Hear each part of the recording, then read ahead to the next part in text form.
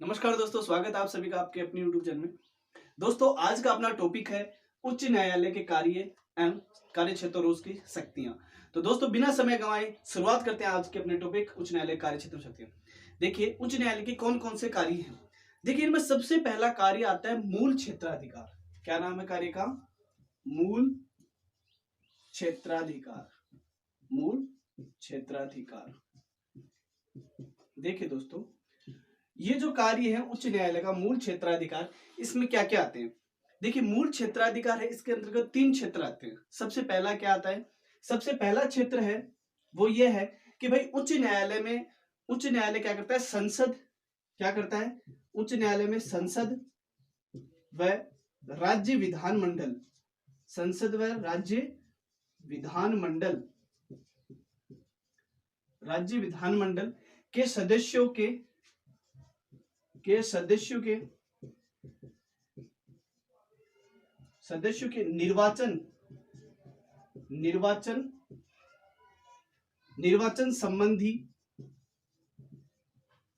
निर्वाचन संबंधी विवाद।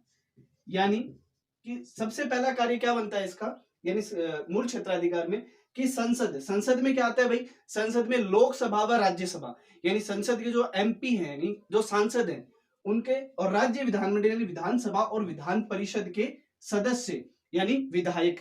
तो सांसद या विधानसभा के जो सदस्य यानी जो उनके सदस्य सांसद होते हैं या विधायक होते हैं, उनके निर्वाचन संबंधी अगर कोई विवाद उत्पन्न होता है तो उसका निर्णय कौन करता है? उच्च न्यायालय करता है। ठीक है भाई। दूसरा इसमें क्या आता है? दूसरा इसमें आता है राजस्व एकत्रीकरण। देखिए दोस्तों, राजस्व एकत्रीकरण का मतलब क्या होता है कि जो राज्य सरकार है उसका जो टैक्स होता है, अगर उसके संबंध में कोई विवाद होता है तो उसका निर्णय कौन करता है? उसका निर्णय जो है उच्च न्यायालय करता है। ठीक है, और तीसरा इसमें क्या आता है? मूल क्षेत्राधिकार, यानी मूल अधिकार। अगर मान लो मूल अधिकार या फिर विवाह विधि, ठीक है, विवाह विधि, कंपनी कानून या विवाह विच्छेद, इन संबंध यानी मूल अधिकार, किसी व्यक्ति के जो संविधान द्वारा में मूल अधिकार दिए गए, अगर उनका हनन होता है तो उनके वे निर्णय कौन करता है? उच्च न्यायालय करता है। विवाह विधेयक और कंपनी कानून, अगर विवाह के संबंधित कोई मुकदमा है तो उसका निर्णय भी उच्च न्यायालय के जो मूल क्षेत्राधिकार के उनके अंतर्गत है, कंपनी कानून या विवाह विच्छेद। उत्तरदायित्व या उत्तराधिकार कह सकते हैं। उत्तराधिकार का मतलब जो संपत्ति है उसमें किसका अधिकार है? उत्तराधिकार के जो भी निर्णय होते हैं वो किसके द्वारा किए जाते हैं? ये सब कार्य मूल क्षेत्राधिकार के अंतर्गत आते हैं। उच्च न्यायालय के कार्य क्षेत्र में मूल क्षेत्राधिकार में ये 3 कार्य आते हैं। ठीक है दोस्तों, आई थिंक समझ में आया होगा। आप चाहो तो इसका स्क्रीनशॉट ले सकते हो। ठीक है, चलिए अब आगे चलते हैं दूसरे कार्य की तरफ। देखिए, दूसरा कार्य कौन सा है, यहां से मिटा रहा हूं मैं इनको। ठीक है, ये 3 जो है वह क्या है? मूल क्षेत्राधिकार है। अब देखिए दोस्तों, दूसरा इसमें क्या है? दूसरा इसमें है रिट अधिकारिता।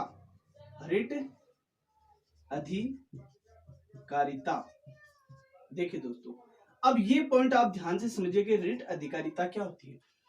देखिए, उच्च न्यायालय या सर्वोच्च न्यायालय 5 प्रकार की रिट क्या है? जारी कर सकता है। क्या जारी कर सकता है? 5 प्रकार की रिट। उनमें 5 प्रकार रिट में कौन कौन सी? देखिए, सबसे पहली है बंदी प्रत्यक्षीकरण। देखिए, बंदी प्रत्यक्षीकरण। दूसरी है परमादेश। ठीक है, परमादेश के बाद में अधिकार परीक्षा। यानी 5 प्रकार की रिटें हैं जो सर्वोच्च न्यायालय जारी कर या उच्च न्यायालय जारी कर सकता है, दोनों जारी कर सकते हैं। अधिकार परीक्षा यानी बंदी प्रत्यक्ष, परमादेश, अधिकार परीक्षा, प्रतिषेध और उत्प्रेषण। प्रतिषेध और उत्प्रेषण। 5वीं कौन सी है? उत्प्रेषण। देखिए दोस्तों, बंदी प्रत्यक्षीकरण का मतलब क्या होता है? इसका साधारण मतलब है सशरीर प्रस्तुत करना। यानी न्यायालय में जो भी व्यक्ति सशरीर प्रस्तुत करना,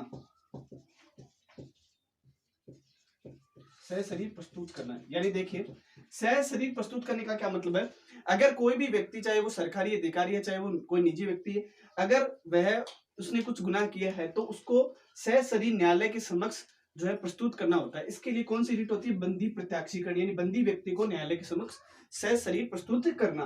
परमादेश, परमादेश का मतलब होता है हमारा आदेश है, क्या है, हमारा आदेश है।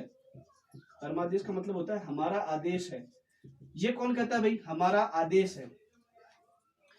ये जो रिट है यानी परमादेश, ये जो उच्च न्यायालय जारी करता है, जो सार्वजनिक अधिकारी होते हैं उनको ये कहता है कि भाई आप अपने कर्तव्यों का पालन कीजिए, आप अपने कर्तव्यों का पालन कीजिए, ये हमारा आदेश है। ये होती है कौन सी रिट, परमादेश। तीसरी है अधिकार पृच्छा, ये किस अधिकार से, इसका मतलब होता है किस अधिकार से, किस अधिकार से। देखिए ये सब चीजें आपको आराम से समझाने के लिए बताई मैंने आपको।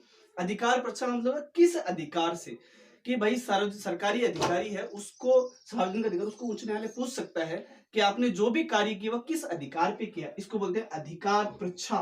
क्या बोलते हैं, अधिकार पृच्छा। चौथी है प्रतिषेध। प्रतिषेध का मतलब होता है सुनवाई रोकना। क्या, सुनवाई रोकना। सुनवाई रोकने का मतलब देखिए यहां से कहिए समझना आप कि उच्च न्यायालय के जो अधीनस्थ न्यायालय होते हैं जैसे जिला न्यायालय, डिस्ट्रिक्ट कोर्ट, तो उनमें अगर कोई निर्णय चल रहा है तो उसको, उसकी सुनवाई को उच्च न्यायालय कह सकता है कि भाई आप रोक दो यहीं कहीं, या उसको बंद कर सकता है, तो या फिर अपने आप पास मंगवा सकता है। ये कौन सा था, प्रतिषेध। क्या होता है, प्रतिषेध। और अंतिम क्या, उत्प्रेषण, तो इसको बोलते हैं प्रमाणित करना। क्या करना, प्रमाणित करना। देखिए दोस्तों, उत्प्रेषण का मतलब क्या होता है, रिट के बारे में अपन संपूर्ण जानकारी प्राप्त करें। प्रमाणित करना यानी अगर मान लीजिए कोई डिस्ट्रिक्ट न्यायालय ने कोई निर्णय दिया है तो उसकी प्रमाणिकता जांच करने के लिए जो उच्च न्यायालय है वो उसे अपने पास, हाई कोर्ट जो उसे डिस्ट्रिक्ट कोर्ट के जो निर्णय उसको अपने पास मंगवा सकता है, उसकी जांच कर सकता है, इसको कहते हैं प्रमाणित करना। यानी ध्यान रखिएगा क्योंकि ये क्वेश्चन बहुत बार एग्जामों में आता है सीधा सीधा, कि सर्वोच्च न्यायालय कौन सी रिट जारी करता है, कितने प्रकार की रिट जारी करता है, और ये रिटें होती क्या क्या, बंदी प्रत्याक्षण क्या होती है, सहशरीर प्रस्तुत करना।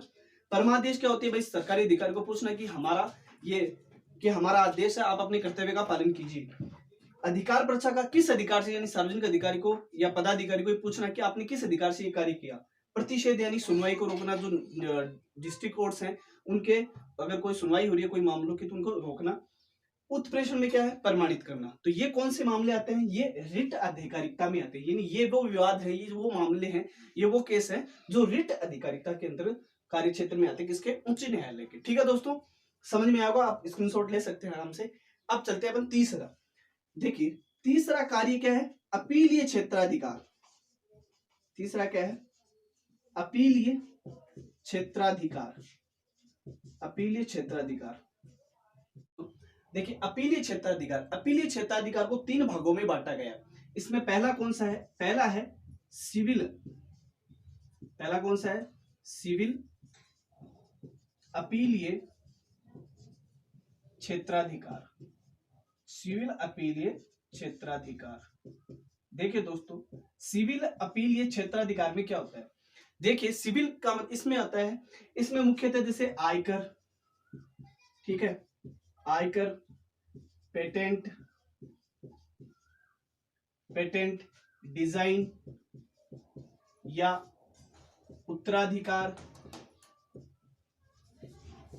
उत्तराधिकार, उत्तराधिकार आदि में क्या कर सकता है, अगर आदि के आदि में अगर जिला न्यायालय, जिला न्यायालय के निर्णय से, अगर जिला न्यायालय के निर्णय के विरुद्ध, जिला न्यायालय के निर्णय के विरुद्ध जो है उच्च न्यायालय में अपील की जा सकती है।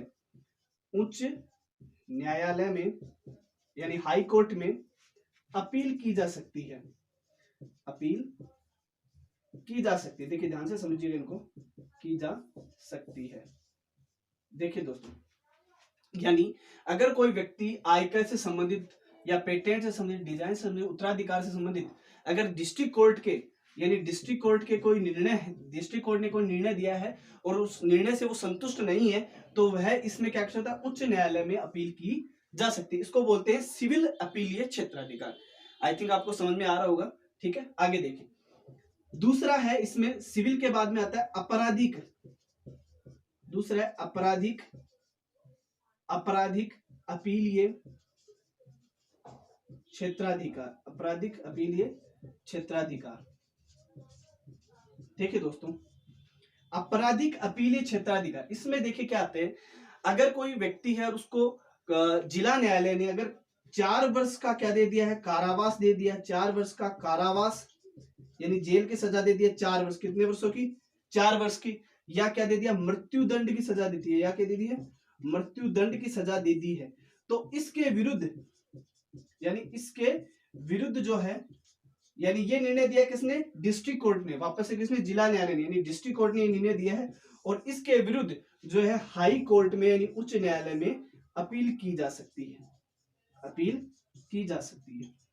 ठीक है, ये किस में आता है, ये अपीलीय क्षेत्राधिकार में आता है कि अगर किसी व्यक्ति को आपराधिक मामलों में डिस्ट्रिक्ट कोर्ट ने या तो 4 वर्ष की सजा दे दी या क्या क्या दे दिया, मृत्युदंड की सजा दे दी, तो इसके विरुद्ध में डिस्ट्रिक्ट कोर्ट के निर्णय के विरुद्ध में हाई कोर्ट में जो है अपील की जा सकती है। इसको बोलते हैं आपराधिक अपीलीय क्षेत्राधिकार, सिविल अपीलीय क्षेत्राधिकार, आपराधिक, और तीसरा है संवैधानिक, तीसरा क्या है, संवैधानिक, संवैधानिक अपीलीय क्षेत्राधिकार, संवैधानिक अपीलीय क्षेत्राधिकार। देखिए इसमें क्या आता है, संवैधानिक अपीलीय क्षेत्राधिकार, इसमें अगर किसी भी वाद में, या अगर कोई वाद चल रहा है, उस वाद केस चल रहा है, उस वाद में अगर कानून की व्याख्या का प्रश्न आ गया, तो उसके लिए इसके अंदर क्या है, उच्च न्यायालय में अपील की जा सकती है, यानी संविधान की व्याख्या, यूं कहें कि संविधान की व्याख्या का अगर प्रश्न आ गया, संविधान की व्याख्या का अगर प्रश्न आ गया, व्याख्या के प्रश्न में, व्याख्या का अगर प्रश्न आ गया, तो इसमें उच्च न्यायालय में अपील की जा सकती है, उच्च न्यायालय में अपील की जा सकती है, उच्च न्यायालय में अपील की जा सकती है। ठीक है, की जा सकती है। तो देखिए ये है कौन से 3 बताए मैंने आपको, वापस बता रहा हूं, अपीलीय क्षेत्राधिकार, अपीलीय क्षेत्राधिकार पढ़ रहे थे अपन। सिविल में क्या होता है, आयकर, पेटेंट, डिजाइन, उत्तराधिकार, इनके मामले में डिस्ट्रिक्ट कोर्ट के विरुद्ध उच्च न्यायालय में अपील की जा सकती है। अपराधी में अगर 4 वर्ष का सजा दे दी उसको या मृत्युदंड की सजा दे दी, तो इसके विरुद्ध हाईकोर्ट में अपील की जा सकती है, उच्च न्यायालय में अपील की जा सकती है। तीसरा, अगर किसी कानून किसी मामले में संविधान की व्याख्या पे अगर प्रश्न आ गया, तो उसमें क्या कर सकते हैं, संविधान की व्याख्या की स्थिति में उच्च न्यायालय में अपील की जा सकती है। तो ये 3 थे अपीलीय क्षेत्राधिकार। अब अपन आगे बढ़ते हैं। ठीक है, आप स्क्रीनशॉट दे सकते हैं, ढंग से समझ सकते हैं। ठीक है, आगे देखिए दोस्तों, आगे देखिए, आगे चौथा है। अब चौथा देखिए दोस्तों आराम से, अब चौथे जो अधिकार है वह है अभिलेख न्यायालय। ये क्या है, अभिलेख न्यायालय। अब देखिए दोस्तों, अभिलेख न्यायालय क्या होता है, इसमें संविधान के अनुच्छेद 215 में बताई गई है, और ये जो है अधिकारता है रिट का, मतलब रिट को जो है ये 200 अनुच्छेद, यानी अनुच्छेद 226 में इनके बारे में बताया गया रिट के बारे में। देखिए अभिलेख न्यायालय, अभिलेख का क्या मतलब होता है कि न्यायालय में जो भी साक्ष्य, जो भी अभिलेख दिए गए वो पूर्णतः सही है। अगर न्यायालय ने कोई निर्णय दे दिया, प्रमाणित हो गया, तो वो किसके आधार पर, अभिलेख और साक्ष्य के आधार पर होगा। अगर अभिलेख न्यायालय की इनके दिए गए निर्णयों की अगर कोई पालना नहीं करता, तो इसके लिए क्या कर सकता है, दंड दे सकता है। कौन दे सकता है दंड, भाई अभिलेख न्यायालय दंड दे सकता है। पहला तो ये। दूसरा क्या होता है, अभिलेख के न्यायालय के अंतर्गत जो निर्णय दिए जाते हैं, यानी हाईकोर्ट के जो डिसीजन दिए जाते हैं, हाईकोर्ट के जो निर्णय दिए जाते हैं, उन निर्णयों को क्या रखा जाता है, सुरक्षित रखा जाता है। क्या रखा जाता है, सुरक्षित रखा जाता है। और ये जो निर्णय है ये डिस्ट्रिक्ट कोर्ट के लिए, यानी जिला न्यायालय के लिए कानून की तरह कार्य करते हैं। भाई क्या करते हैं, कानून की तरह कार्य करते हैं। देखिए अगर मान लीजिए कोई विवाद चल रहा है डिस्ट्रिक्ट कोर्ट में, और अगर वैसा ही विवाद कभी उच्च न्यायालय में चला, तो उच्च न्यायालय इसके विरुद्ध कह सकते हैं कि भाई, यानी डिस्ट्रिक्ट कोर्ट इसमें ये कह सकता है कि भाई उच्च न्यायालय में ये इस तरह से हुआ था, तो कानून की तरह जो उनके निर्णय है, पहले के निर्णय, वो सुरक्षित यानी रिकॉर्ड रखा जाता है, उनको कानून की तरह काम में लिया जाता है डिस्ट्रिक्ट कोर्ट के द्वारा। ठीक है भाई, अब आगे देखिए, ये हुआ क्या, अभिलेख न्यायालय। आगे है प्रशासन संबंधी अधिकार। आगे क्या है, प्रशासन संबंधी अधिकार। 5वां क्या कार्य, प्रशासन संबंधी अधिकार, प्रशासन संबंधी अधिकार या कार्य कह सकते हैं। देखिए दोस्तों, उच्च न्यायालय क्या कर सकता है? उच्च न्यायालय के अधीन जो उच्च न्यायालय के अधीन, देखिए पता है आपको, सब डिस्ट्रिक्ट कोर्ट होते हैं यानी जिला न्यायालय होते हैं। तो उच्च न्यायालय प्रशासनिक कार्यों के तहत जो डिस्ट्रिक्ट कोर्ट होते हैं उनके निर्णयों को अपनी जांच के लिए, जांच पड़ताल के लिए मंगवा सकता है। एंड डिस्ट्रिक्ट कोर्ट ने जो निर्णय दिए हैं, ठीक है, या तो उनको जांच पड़ताल के लिए क्या कर सकता है? मंगवा सकता है अपने पास। ठीक है, पहला तो बात तो ये। दूसरा, उच्च न्यायालय का कर्तव्य है कि उसके जो अधीन न्यायालय हैं वो सही ढंग से, यानी जो विधि, हमारे जो संविधान है उसके अनुसार वो कार्य कर रहे हैं कि नहीं कर रहे। तो ये भी किसका दायित्व बनता है? उच्च न्यायालय का दायित्व बनता है। ठीक है, यानी जो अधीनस्थ न्यायालय है, अधीनस्थ न्यायालयों पर ध्यान रखना। अधीनस्थ न्यायालय जो है वो विधि के अनुसार कार्य कर रहे हैं। विधि का मतलब कानून के अनुसार कार्य कर रहे हैं कि नहीं कर रहे, ये देखना। तीसरा, अगर अधीनस्थ न्यायालय विधि के जो कर्तव्य है उनके, जो भी उनके कर्तव्य बनते हैं जिला न्यायालय के, वो अपने कर्तव्यों का पालन कर रहे हैं नहीं कर रहे, ये भी किसका कार्य? प्रशासन संबंधी अधिकार। किसका भाई? उच्च न्यायालय का। अब लास्ट में आता है न्यायिक पुनरावलोकन की शक्ति। देखिए क्या आता है? न्यायिक पुनरावलोकन की शक्ति। देखिए ये बहुत इंपॉर्टेंट कार्य है, याद रखना, बहुत इंपॉर्टेंट कार्य है। इसके बारे में देखिए मैं बताता हूं आपको। यहाँ पे न्यायिक पुनरावलोकन की शक्ति, देखिए भाई इसमें क्या किया जाता है? न्यायिक पुनरावलोकन शक्ति के आधार पर, अगर मान लीजिए संसद यानी हमारे जो केंद्र सरकार में, केंद्र में संसद या राज्य कार्यपालिका या व्यवस्थापिका ने जो कानून बनाए हैं, ने क्या बनाए? कानून बनाए। उन कानूनों को जो न्यायिक पुनरावलोकन की शक्ति है, इसके तहत उच्च न्यायालय यानी हाई कोर्ट, उच्च न्यायालय इनको क्या कर सकता है? या तो वैध घोषित कर सकता है, ठीक है, या अवैध घोषित कर सकता है। देखिए दो चीजें याद रखना। या तो कह सकता है कि जो कानून बनाए वो सही है, उनको वैध कह सकता है, या कह सकता है कि अवैध, ये विधि के अनुसार वैध नहीं है। ये होती है न्यायिक पुनरावलोकन की शक्ति के बारे में मैंने पहली वीडियो में बता दिया, वो आप जाके प्लेलिस्ट में चेक कर सकते हो। तो कितने अधिकार हैं? 6 अधिकार हैं भाई। मूल क्षेत्राधिकार, रिट अधिकारिकता जिसमें 5 प्रकार की रिट है, अपीलीय क्षेत्राधिकार जिसमें 3 तरह की अपीलीय क्षेत्राधिकार है, अभिलेख न्यायालय, प्रशासन संबंधी अधिकार और न्यायिक पुनरावलोकन शक्ति। तो इस प्रकार से कितने कार्य हुए उच्च न्यायालय के? जो उच्च न्यायालय के कार्य क्षेत्र और शक्तियों में 6 कार्य और 6 शक्तियां, कार्य क्षेत्र की शक्तियां कह सकते हैं। दोस्तों आपको वीडियो कैसा लगा इसके लिए आपको कमेंट बॉक्स में कमेंट करके जरूर बताइएगा, ताकि मुझे मोटिवेशन मिले। और मैं दोस्तों आपके लिए अब नेक्स्ट जो वीडियो केंद्र सरकार पे लेके आऊंगा। जल्दी मिलते हैं फिर, ठीक है दोस्तों, तब तक जय हिंद, जय भारत।